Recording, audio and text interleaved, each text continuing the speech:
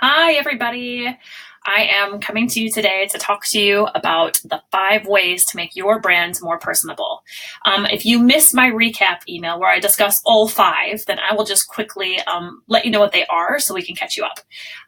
But before I do that, in case you don't know who I am, my name is Kate and my business is called STUDIOKTR, and I work with entrepreneurs the world round from my home here in the UK, helping them figure out who they really are so that they can create really, truly authentic brands, connect to their audience in a far more genuine way, up-level their businesses, and get taken seriously in their industry.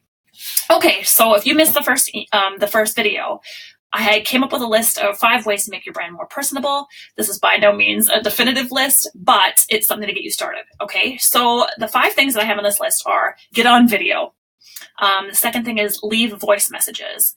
The third is use photos of you, even though it might feel a bit uncomfortable. Fourth is show your gratitude. And 5th is remember the little things. So today I'm just going to talk to you about video really, really quickly.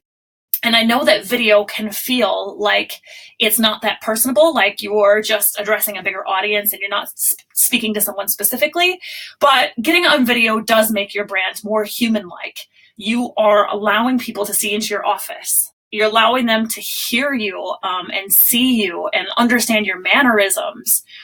And it doesn't have to be just work stuff that you're showing through video. You can share things like, videos of your dog or your kids if you feel comfortable doing that, or exercising or whatever it might be. But getting on video is a great way to give people a window into your life, and it humanizes your brand. Okay, it makes it more personable, more memorable, and it makes connections. They may have a connection, like maybe they have a pet, or maybe they like to exercise and doing yoga or whatever it might be, but it makes your brand more human.